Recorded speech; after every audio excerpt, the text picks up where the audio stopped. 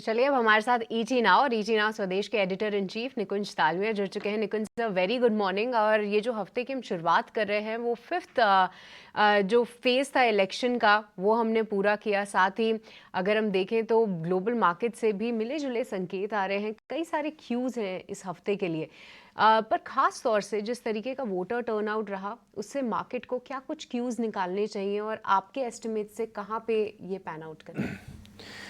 देखिए, voter turnout से आप मैथमेटिकली, मैं पहले भी बोल रहा था कि आप कोई इलेक्शन रिजल्ट की आउटकम नहीं निकाल सकते हैं, बिकॉज ये एक mean it is not like there is no scientific way in which you can do it. तो वोटर टर्नआउट को लेकर के जी हाँ, सेकंड फेज़ और थर्ड फेज़ के बाद मार्केट में थोड़ी गहमा गहमी हुई थी।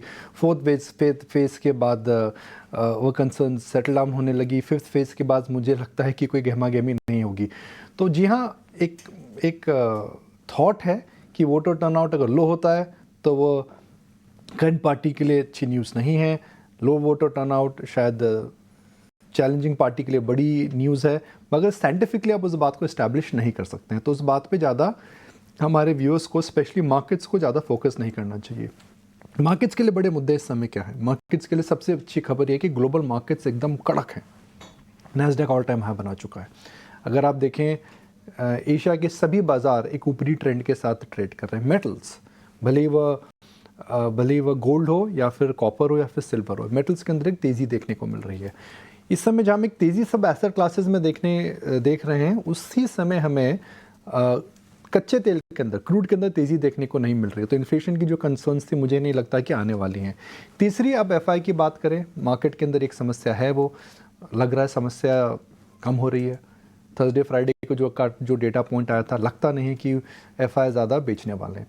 मेरा यह मानना है कि अगर आप एफआई और डीआई की पोजीशनिंग देखें और इस पर थोड़ा समय व्यतीत करते हैं, ये डेटा हम कई बार हमारे व्यूअर से शेयर कर चुके हैं कि एफआई की जो पोजीशनिंग है वह 12 साल के लो पर है, शॉर्ट पोजीशनिंग निफ्टी में।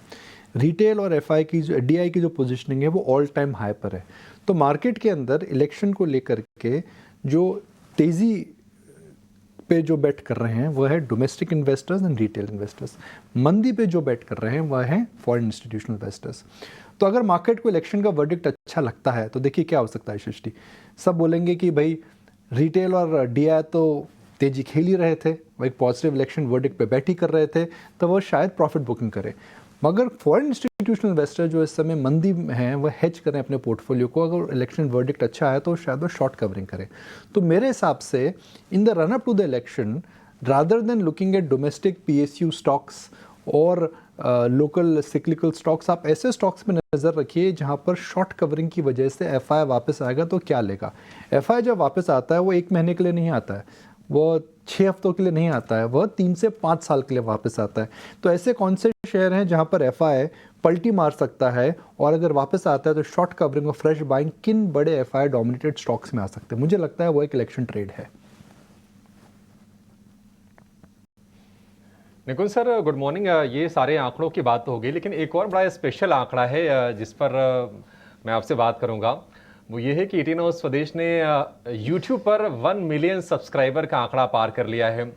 और ये मुमकिन हुआ है आपकी लीडरशिप की बदौलत, हमारे दर्शकों के प्यार और भरोसे की बदौलत। फास्टेस्ट है हम सर, अगर हम बिजनेस चैनल के स्पेस की बात करें तो उसमें 10 लाख के सब्सक्राइबर का आंकड़ा पार करने वाले चैनल में।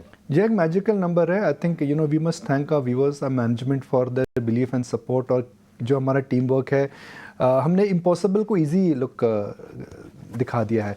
जो दूसरे कई चैनल्स ने 18 साल में करा है, हमने लेस देन 3 इयर्स में वह अचीव करा है। तो एक काबिल तारीफ़ है। मगर काबिल तारीफ़ से ज़्यादा सबसे इम्पोर्टेंट ये है कि यह एक प्रकार का इंडोर्समेंट है कि जो मेहनत हम कर रहे हैं, जो काम हम कर रहे हैं, जो व्यूअर से हमारा कनेक्ट है, वह बढ़ रहा है। वह इसलिए बढ़ रहा है बिकॉज जो हमारे चैनल का उद्देश्य है वह है बढ़ो बदलो देश के साथ। इंडिया का अच्छा समय आ चुका है। आप अगर हमारे चैनल के साथ जुड़े रहेंगे तो आपको वेल्थ क्रिएशन की जर्नी में हम हमारे साथ रहेंगे। हमारा जो यूट्यूब चैनल है अब एक प्रकार की आपको वैरायटी दिखाता है, long format shows, short format shows, long interviews, short interviews. तो सबसे पहले तो एक हमारे व्यूअर्स या फिर हमारे यूट्यूब वॉचर्स का बहुत बहुत शुक्रिया। उन्होंने हमारे ब्रांड को इंडोर्स करा, उन्होंने हमारी स्टाइल ऑफ जर्नलिज्म को इंडोर्स करा और आई थिंक मेरा ये मानना है कि this is just the beginning. हम 3 साल पुराने नहीं हैं, हम 3 साल यंग हैं, और अगर यह दशक और यह शताब्दी अगर भारत की है तो ईटी नाउ स्वदेश जुड़ा रहेगा। हमारी कमिटमेंट है, हम आपको लगातार बिजनेस न्यूज़, फाइनेंशियल न्यूज़, हर वही एस्पेक्ट बताते रहेंगे, so that you can become a better investor, better human being and a better person. निश्चित तौर पर सर, बिल्कुल पारदर्शिता के साथ, भरोसे के साथ हम खबरों को परोसते हैं, और ट्रेड देते वक्त भी किसी के मन में कोई शक, कोई शुबा हमारे ऊपर नहीं होती है, और ये हमारी क्रेडिबिलिटी है, जो ये ट्रस्ट बिल्ड हुआ है, और ये आंकड़े उसकी तस्दीक भी करते हैं। सर, स्टॉक्स की बात कर लें। पहले तो आपको भी मैं बहुत बधाई दे दूं इस कीर्तिमान के लिए, लेकिन बीईएल सरकारी शेयरों में हम देख रहे हैं कि फिर से एक रौनक लौट आई है। बीएल हो, एचएल हो, बीएचईएल हो, खासतौर से बीएल की बात करेंगे। नेट प्रॉफिट में 40% का 30% का उछाल है, डिविडेंड भी डिक्लेयर किया है। बीएल को आप यहां से कैसे देख रहे हैं? 250 रुपए के ऊपर का भाव है, यहां से चाल कैसी रहेगी सर इसकी? देखिए, आउट परफॉर्म करेगा अभिषेक है, बिकॉज इसके अंदर ग्रोथ है, मोमेंटम है, मार्जिन्स हैं, आउटलुक है, और इस समय इन्वेस्टर इंटरेस्ट है।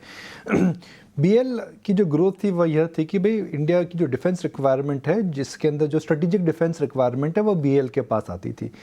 उसके बाद बीएल ने 2020 के बाद अपनी जो पूरी प्रोडक्ट ऑफरिंग थी, अपनी जो इंटायर इंजीनियरिंग स्किल थी, उसको बदला।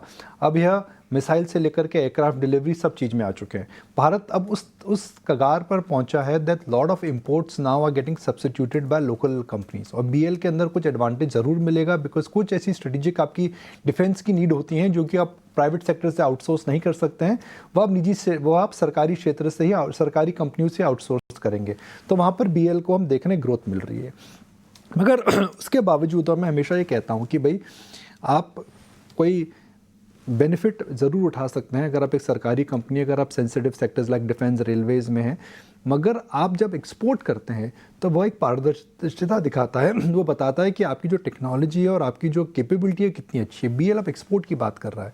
आने वाले समय में हम यह समझ रहे हैं कि बीएल कुछ कंट्रीज़ में अब विमान एक्सपोर्ट भी करेगा। तो मुझे लगता है जो कल का बीएचएल था वर्सेस आज का जो बीईएल है और आने वाला बीएल के अंदर काफ़ी परिवर्तन रहेगा, और मार्केट शायद इसी बात को लेकर के काफ़ी एक्साइटेड है। तो मुझे लगता है कोविड का जो इसका बॉटम बना था, उसके बाद जो इसमें उछाल आया है, ये ट्रेंड अभी मल्टी ईयर ट्रेंड रहेगा। Nikul sir, good morning. एक आखिरी क्वेश्चन मेटल स्टॉक्स पर भी है। मेटल स्टॉक्स को आप कैसे देख रहे हैं? जैसे चाइना की रीओपनिंग भी है, कुछ हद तक मार्केट के अंदर भी ऐसा लग रहा है कि मेटल स्टॉक री रेटिंग का पार्ट भी बनेंगे। कुछ अर्निंग के हिसाब से उनकी वेटेज भी ऐसी क्रिटिकली हो गई है कि उनको थोड़ा ऊपर रखना ही पड़ेगा। और मैंने सर एक सीएनएस मेटल इंडेक्स अभी दिखाया, अभी स्क्रीन पर आ जाएगा, वहाँ पे दिख रहा है कि वो भी काफ़ी स्ट्रॉन्ग, अच्छे बेस बनाने के बाद फिर से चलने के लिए तैयार हो रहा है। तो एक बार आपका टेक मेटल स्टॉक्स पे सर। देखिए, मेटल प्राइसेस ऊपर जा रहे हैं। मजे की बात यह है कि क्रूड प्राइसेस ऊपर नहीं जा रहे हैं, शुगर प्राइसेस नीचे आ रहे हैं। तो मुझे नहीं लगता है कि पूरा कमोडिटी में हम वेव देख रहे हैं, क्योंकि जब वेव आती है तो सब चीज़ें एक साथ ऊपर जाती है। मक्का, चीनी का तेल, सब एक साथ ऊपर जाता है। इस समय जो हम देख रहे हैं, वो जो शाइन है वो केवल मेटल्स में है। सीमेंट की प्राइसेस ऊपर नहीं बढ़ी हैं, सॉफ्ट कमोडिटीज़ की प्राइसेस ऊपर नहीं बढ़ी है। मेटल्स के अंदर बड़े फेरस हो, नॉन फेरस हो, सब के अंदर हम तेज़ी देख रहे हैं। अब इसका क्या कोरिलेशन चाइना है या फिर सेक्टोरल रोटेशन है? मुझे लगता है सेक्टोरल रोटेशन ज़्यादा है, बिकॉज डिमांड इंडिकेटर्स मुझे इतने स्ट्रॉन्ग अभी नहीं लग रहे हैं किसी भी बड़े अनुमान की वजह से कि इतनी बड़ी इनके अंदर तेज़ी आनी चाहिए। तो मुझे लगता है कि इनके अंदर सेक्टोरल रोटेशन काफ़ी अच्छा हो रहा है, और ये रहेगा, खास करके स्टील में रहेगा। अगर आप देखें, एक ग्राफिक आएगा, iron ore prices have gone down and steel prices have gone up, coal prices are also down. तो कुल मिलाकर के स्टील कंपनीज के लिए जो क्वार्टर रहेगा बहुत बढ़िया क्वार्टर रहेगा। Raw material has gone down and steel prices have gone up, which means that जो स्पॉट में स्टील कंपनीज जो बिकवाली करती हैं, उनको इसमें काफ़ी इस समय बेनिफिट मिल सकता है। तो विद इन मेटल्स इसमें नज़र रखें।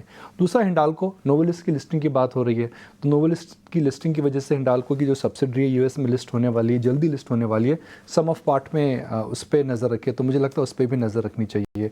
वेदांता में डेट के इशूज़ इस समय ख़त्म हो चुके हैं, तो मुझे लगता है कि पूरा का पूरा मेटल प्ले है। हालांकि क्रूड भी उसका बड़ा कॉम्पोनेंट है, मगर फेरस और नॉन फेरस वहाँ पे अच्छे लगते हैं। तो स्टील एक नंबर पर, उसके बाद नॉन फेरस में 2 कंपनियां हैं जिन पर नज़र रखनी चाहिए।